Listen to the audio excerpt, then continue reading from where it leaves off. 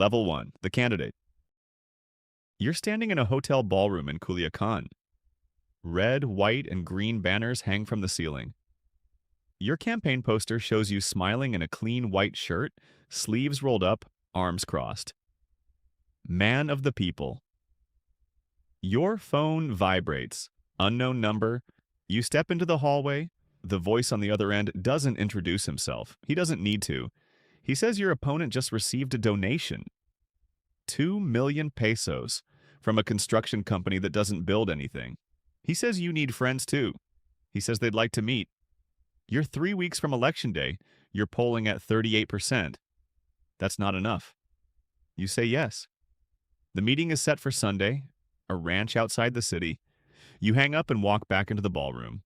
Your campaign manager is giving a speech about infrastructure and education. Everyone is clapping. You smile and wave. You already know you're going to win. Level 2, the handshake. The ranch is 2 hours outside the city. Dirt roads, cattle grazing. A main house with white walls and red tile roof. 3 SUVs parked in a semicircle. Men in jeans and boots standing around, hands near their waists. You're driven through the gate by a campaign volunteer who thinks this is a donor meeting. He's right, technically. Inside the house, it's cool and dark. Leather furniture, a long wooden table. The man sitting at the head is in his 50s. Gray hair slicked back. Gold watch. He stands when you enter. Firm handshake. He asks how the campaign is going. You say it's tight. He nods. He slides a folder across the table. Inside are photos. Your opponent meeting with a known rival group. Your opponent's brother-in-law who runs logistics for a smaller crew. He says your opponent is already on someone's payroll. Just not theirs. He says they prefer you. He thinks you're smart, educated. You have a law degree from UNAM. You clerked for a federal judge. He says men like you make better partners. He opens a briefcase. Stacks of 500 peso bills. He says this is for your campaign. Media buys. Ground game. Get out the vote. He says after you win, there will be more meetings. Small favors, looking the other way. Approving certain permits. Transferring certain police commanders. You take the folder. You take the briefcase. You shake his hand again. On the drive back, your volunteer asks how it went. You say, great. Very generous people. You win the election by 9 points. Level 3, the mayor. You're sworn in on a Tuesday. You place your hand on a Bible you don't believe in and promise to uphold laws you'll start breaking within a month. Your office is on the 2nd floor of the municipal building. Wood desk, Mexican flag in the corner, framed photo of the president on the wall. You spend the first 2 weeks taking meetings with department heads, business owners, community leaders. Everyone wants something, a contract, a zoning change, a job for a nephew. On week 3, the man from the ranch comes to your office. He doesn't call ahead. He just appears in your doorway at 4 p.m. with 2 others. Your secretary looks nervous. You tell her it's fine. Close the door. He sits across from you. He says congratulations. He slides a piece of paper across the desk. 3 names. The current police chief, the head of transit, the municipal treasurer. He says these men need to be replaced. He already has candidates in mind. Men who understand cooperation. You make the changes within 2 weeks. You cite budget restructuring. Performance issues. No one questions it publicly. The new police chief is 42, former state police. He meets with you privately the day he starts. He tells you which neighborhoods will no longer be patrolled at night. He tells you which roads will have fewer checkpoints. He tells you about a warehouse near the industrial park. Nothing happens there officially. You're not supposed to know it exists. You approve a permit to expand it. Some of them make you feel dirty. Some of them make you feel powerful. Some of them make you realize the person you thought you'd be is already dead. Level 4, the fixer. 6 months in, you're fluent in the language. They don't call them bribes, they're apoyos. Support, they don't call them shipments, they're mercancía. Merchandise. You don't work for the cartel. You have friends who help the city. Your friends need things. A municipal judge pressured to drop charges against a cousin of a cousin. A seized truck released from impound before it's inventoried. A federal investigation quietly stalled because you know someone who knows someone. You deliver. In exchange, your city gets a new community center, a repaved highway, a children's hospital with your name on a plaque. Your approval rating is 64%, higher than the president's. Your friends fund it all through shell companies and front businesses, a construction firm that wins every bid, a consulting group that gets paid 2 million pesos to produce a report no one reads. The money flows into projects. Some of it flows into your account in Texas. Not much, 50,000 here. 80,000 there. Enough to buy a condo in McAllen, enough to pay for your daughter's private school in Monterey. You tell yourself you're doing more good than harm. The city is growing. Crime is down, at least the kind that gets reported. You're at a ribbon-cutting ceremony for a new park. Children playing on swings your friends paid for. You're smiling for the cameras. Your phone buzzes. The police chief texts you. They found a body in the river, hands tied, face unrecognizable. He's asking if he should file a report. You text back. Let it sit for 48 hours. You put the phone away. You cut the ribbon. Everyone applauds. That decision will cost you more than you know, but that's 3 levels from now. Level 5, the promoter. You're not just a mayor anymore. You're an asset. Your friends introduce you to others. A governor's chief of staff, a federal deputy, a general who runs security for the northern corridor. You meet them at weddings, baptisms, golf courses. You talk about policy and basketball and American movies. Business is never discussed directly. It's all implication. Subtext. A chief of staff mentions that his boss is struggling with the legislature. A certain vote isn't going his way. You know 3 deputies. You make calls. The vote passes. A month later, a prominent businessman in your city, a front for your friends, gets a lucrative state contract. No one connects the dots publicly. You're building a network. Every favor you do is an investment. Every official you compromise is an insurance policy. You attend a conference in Mexico City. Security and governance in the 21st century. You give a speech about community policing and trust building. It's well received. Afterward, a senator approaches you. He's heard good things. He's looking for someone to run for the state Congress next cycle. Your district is winnable. He says you have a future. You meet with the man from the ranch. You tell him about the opportunity. He smiles. He says they've been waiting for you to move up. A mayor is useful. A congressman is invaluable. Budget committees, judicial appointments, access to federal officials. He says they'll support your campaign. He says they'll need more from you, bigger favors.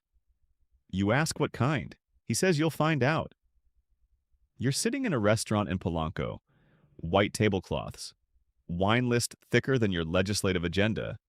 You're eating octopus and drinking a Bordeaux that costs 800 pesos a glass. Your wife is across from you. She asks if you're happy. You say yes. You're lying. You're not unhappy. You're just not sure what happiness means anymore. Level 6, the congressman.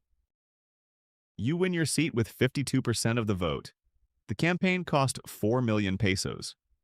Half came from legitimate donors. The other half came through a network of companies your friends control. You're sworn in at the state capitol. You're assigned to 3 committees: public security, budget and finance, infrastructure. All of them matter to your friends. Your first major vote is on a public security bill. More funding for state police. Expanded surveillance powers. Harsher sentences for organized crime. On paper, it's tough on cartels. In reality, it gives your friends people more tools to eliminate rivals. Expanded surveillance they can access through corrupt officials. Harsher sentences for enemies while their own people get released on technicalities you help create. You vote yes. So does everyone else. The bill passes unanimously. The local papers call it a victory for law and order. Your friends call it Phase 1. Phase 2 is an infrastructure project, a new highway, connecting your region to the coast. 60 kilometers, 800 million pesos. The bidding process is competitive technically. 3 firms submit proposals. The one your friends control wins. Their bid isn't the lowest. But you chair the review committee. You cite quality standards, experience, timeline. The vote is 5-2 in favor. The highway breaks ground 6 months later. It's a legitimate road. People will use it. It will help the economy. It will also create new smuggling routes, faster access to the port, fewer checkpoints because you lobbied to keep state police presence proportional to traffic volume. You're good at this. Better than you expected. You're sitting in your office in the Capitol. Wood paneling, leather chair, a photo of Benito Juarez on the wall. Your phone rings. It's the man from the ranch. He says they need something bigger. He says a federal investigation is targeting their financial network. Shell companies, money laundering, it's being run out of Mexico City. He needs someone in the state attorney general's office to delay certain subpoenas, lose certain files. You say that's not your jurisdiction. He says you know people. You do. The attorney general was your professor in law school. You call him, you meet for lunch. You don't mention your friends. You mention a mutual concern. Overreach by federal authorities? Constitutional questions about due process. You suggest his office move slowly. Review every request carefully. He agrees. He's ambitious. He doesn't want to look like a federal lapdog. The investigation stalls. Your friends send a gift, a new truck. Toyota Land Cruiser, $60,000. It's registered to a dealership your cousin owns. Clean paperwork. You drive it to your daughter's quinceañera. Everything changes at level 7. Level 7, the Accomplice. You're in Guadalajara for a party conference. Hotel Presidente, high ceilings, marble floors. You're walking to the elevator when a man steps beside you. He's not one of your friends. He's American. Khakis and a blue shirt. He flashes a badge too quickly for you to read the agency. He says they need to talk. You say you have a meeting. He says your meeting can wait. He walks you to a conference room on the 3rd floor. Inside, there are 2 more men. One is Mexican, Sido, Organized Crime Unit. The other is American, DEA. They have photos. You at the ranch 4 years ago. You meeting with the police chief you appointed. You having dinner with a known plaza boss in Mazatlan. They have financial records. Deposits to your account in Texas. Payments to your wife's consulting firm that doesn't consult. They have wiretaps, not of you directly, but of others talking about you, using your name. El Diputado will handle it. Talk to our friend in the Congress. They lay it all out on the, table. The CEDO agent speaks first. He says they're building a case, corruption, money laundering, collaboration with organized crime, 15 to 30 years, asset forfeiture. Your family loses everything. The American leans forward. He says they're not interested in you. You're a middle manager. They want your friends. Names, structures, financial networks, meeting locations. They want you to wear a wire. They want you to feed them information. You ask what happens if you say no. The CEDO agent slides a warrant across the table. Signed. Dated today. They'll arrest you the moment you leave the hotel. You ask what happens if you say yes. The American says they'll protect you, relocate your family, witness protection, new identities. You'll never see Mexico again. You're staring at the photos on the table. Your daughter is in one of them. Background of a shot taken outside her school. You didn't know they were watching her. You say you need time to think. The American says you have, say, 2 hours. They leave you alone in the room. You sit there for 90 minutes. You think about your daughter, your wife, your mother. You think about the man from the ranch, what he'll do if he finds out. You've seen what happens to snitches. You think about the body in the river you told the police chief to ignore. You think about the highway, the permits, the judges, the votes. You think about the person you were when you first ran for mayor. The person who thought he could take a little money and still do good. You were so fucking naive. You call your wife. You don't tell her what's happening. You just tell her you love her. She asks if you're okay. You say yes, another lie. You open the door. The agents are waiting in the hallway. You tell them no. The CEDO agent nods. He says he's disappointed. The American says you're making a mistake. You say maybe. You walk back to your hotel room. You don't pack. You call the man from the ranch. You tell him what happened. He's quiet for a long time. Then he says, stay where you are. Someone will come get you. You're never going back to your district. You're never going back to Congress. You're not under arrest, but you're not free either. You're something worse.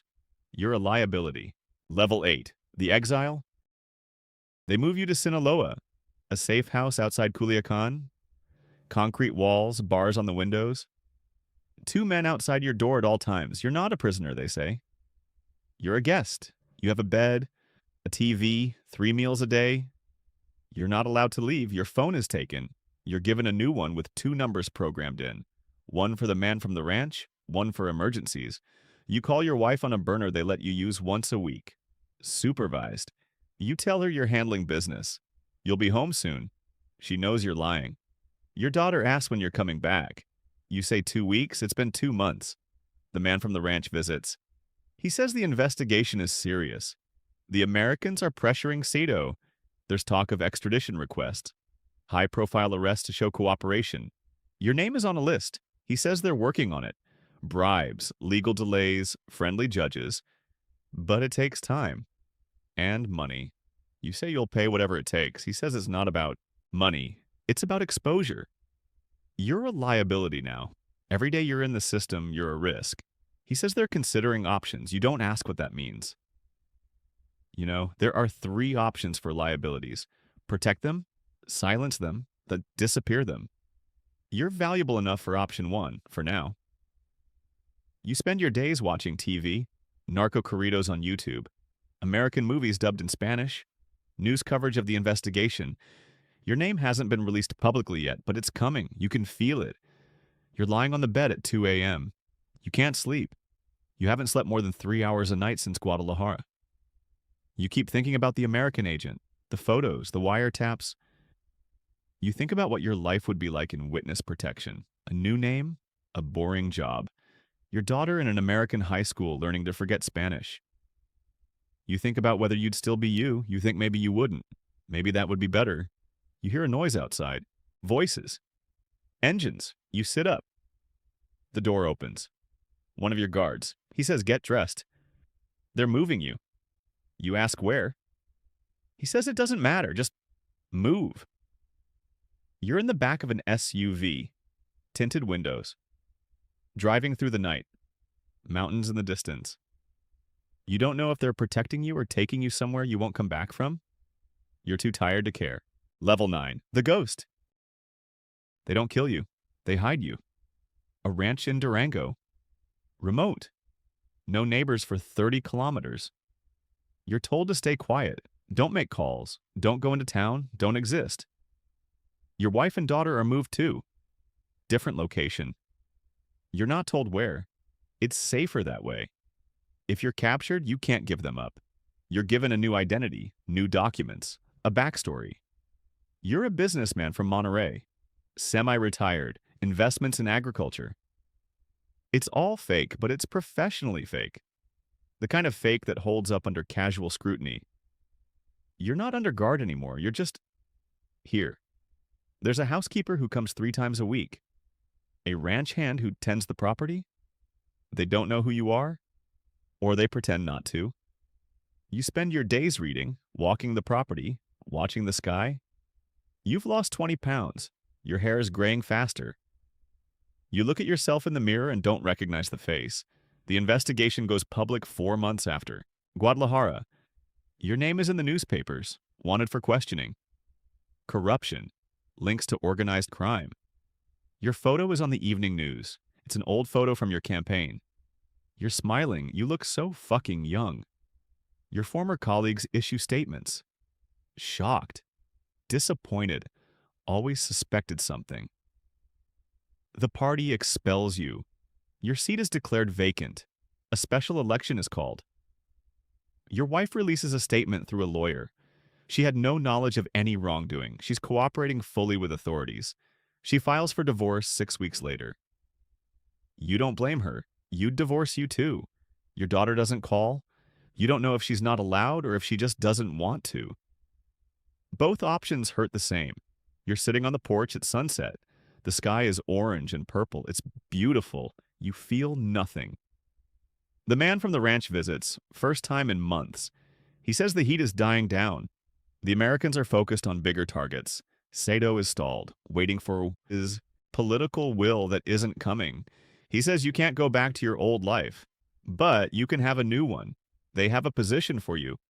Advisory? Behind the scenes? You'd be valuable. You speak English. You understand law. You have connections, even burned ones. He says think about it. You say you will. He leaves. You sit there until the stars come out. You think about the candidate you were, standing in that ballroom in Culiacan. Red, white, and green banners. Your whole future ahead of you. You think about the handshake, the briefcase, the first compromise. You think about how easy it was, how each step felt justified, necessary. You think about the highway, the children's hospital, the community center, the good you told yourself you were doing. You think about the body in the river, the investigation you stalled, the people who suffered because you looked away. You think about your daughter's face the last time you saw her. You'll never see her graduate, never walk her down the aisle, never meet your grandchildren. You're 46 years old and your life is over. You're not in prison. You're something worse. You're a ghost. You're alive, but you're not living. You're breathing, but you're not free. You made a deal with the devil, and the devil always collects. You just didn't know the price was you. Level 10, the candidate. There's a kid in Culiacan, 28 years old, law degree from UNAM, clerked for a federal judge.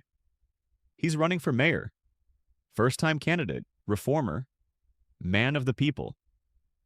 His campaign poster shows him in a clean white shirt, sleeves rolled up, arms crossed. You've seen that pose before. He's standing in a hotel ballroom.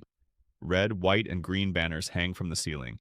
He's 3 weeks from Election Day, polling at 38%. That's not enough. His phone vibrates. Unknown number. He steps into the hallway. The voice on the other end doesn't introduce himself. He says the candidate needs friends. He says they'd like to meet. The kid hesitates. You can see it on his face even though you're 300 kilometers away watching him on the news. He hesitates. Then he says yes. You know how this story ends. You're sitting in your ranch in Durango watching it begin again. The cycle doesn't stop. It never stops. One ghost fades and another candidate appears. Another handshake. Another briefcase. Another man who thinks he's different. Who thinks he can take a little and stay clean. Who thinks he'll be the exception. The kid in Culiacan is driving to a ranch outside the city. Sunday morning, dirt roads, cattle grazing. He doesn't know his life is already over. He just doesn't know it yet. You turn off the TV. You walk outside. The sun is setting, orange and purple. You light a cigarette. You haven't smoked in 15 years. It tastes like ash and regret. Somewhere in Culiacan, a young man is shaking hands with the devil.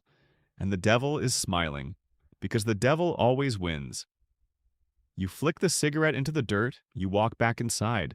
The door closes behind you. And somewhere, in another ballroom, another candidate is stepping into the hallway. Another phone is ringing. The cycle continues. It always does.